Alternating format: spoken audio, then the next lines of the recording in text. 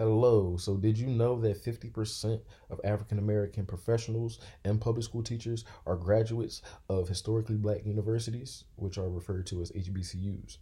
Now, for some people, this might come as a surprise. And, for a large number of African American students, HBCUs and the scholarships and grants that they provide are the only way that some students can have access to a higher education. Now, the problem with this is Congress recently put a halt on funding for HBCUs, and now they're at a disadvantage amongst their neighboring predominantly white universities. Now, with enrollment on the decline and the lack of government support faced by these HBCUs, um, they're now having to cut costs, eliminate programs, sell valuable resources, and sadly making these institutions less attractive for incoming freshmen. So, to emphasize the seriousness of this problem, this leaves black institutions low on funds to pay for resources, qualified professionals, to also help improve the quality of their curriculum. And along with that, some schools aren't able to offer students scholarships or grants to help with the aid that comes with the high cost of a college education. So I'm pretty sure most of us as students of Rider University know the importance of higher learning and knowing that going to a university isn't the cheapest thing. So, we should know the struggle and the financial burden that's either placed on us or our parents, once we come to college.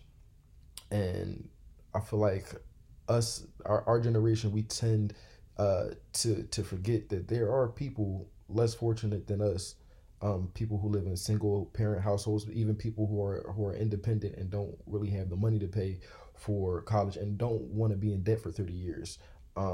So after identifying this problem with these historically black universities, let's look at steps that can be taken to nullify this problem.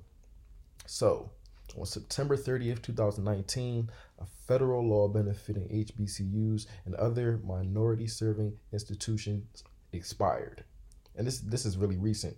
So, this law provided more than 250 million, that's had $250 million a year in annual funding of the 101 current HBCUs in the United States.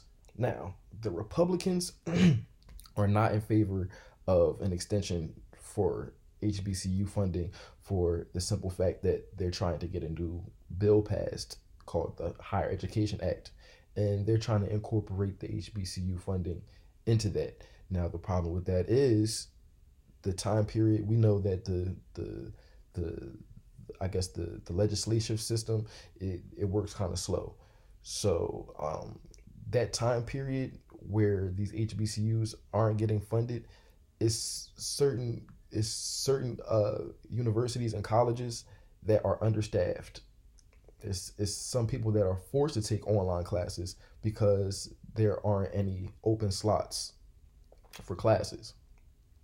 So, even though the Higher Education Act would be beneficial to all the institutions of higher learning, many of the HBCUs, are so underfunded that they don't have like the adequate books or the adequate resources such as technology, computer resources for some of the medical and science students there.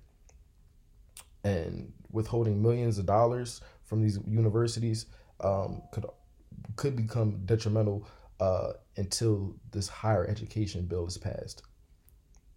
So, HBCUs have over $10.2 billion dollar positive impact on the America's economy.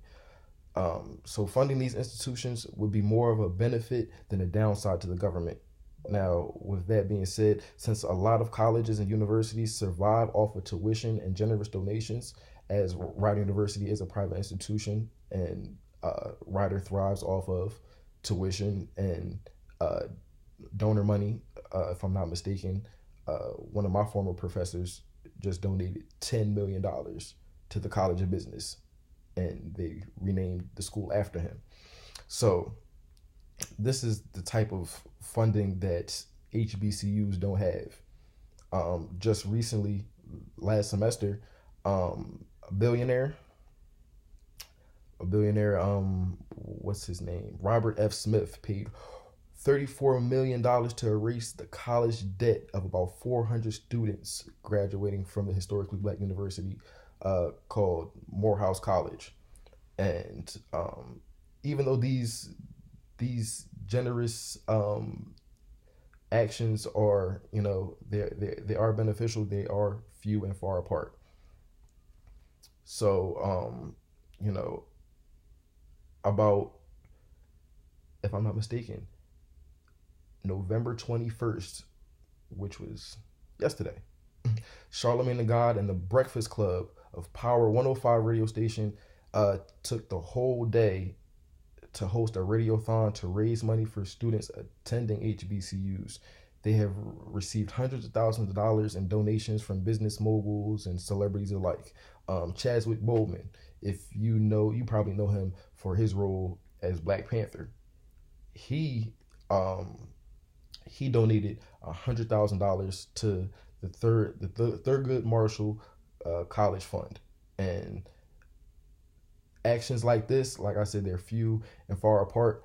And the fact that people have to, go out and host things like this, government support should be shown, especially when the government is profiting $10.2 billion every year.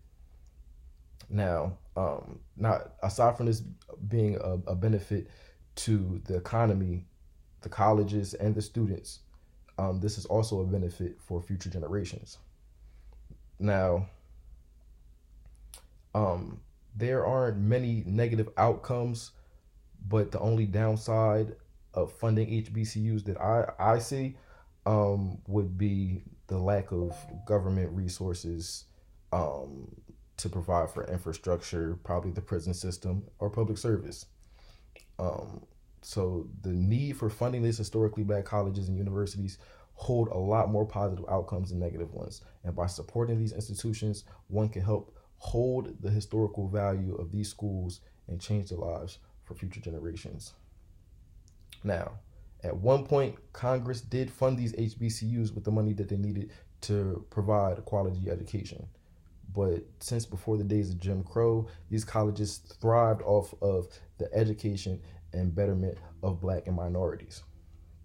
Now, in the decades after integration, enrollment of HBCUs steadily declined, and some people felt that there was no more need for HBCUs now that they were integrated with predominantly white schools. Now, in the early 2000s, a resurgence of students led to increased enrollment almost by 50 or 47%.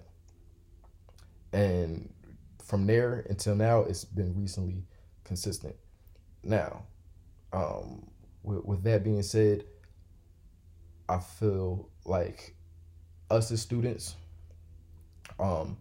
we have the voice now to put this to the forefront and let people know that these schools are struggling.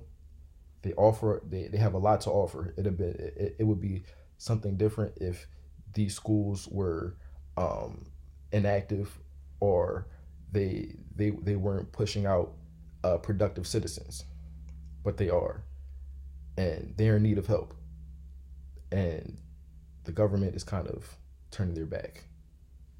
So after listening to this speech, I hope you have found I guess, respect for HBCUs and would be considering supporting or donating to HBCUs or students of HBCUs.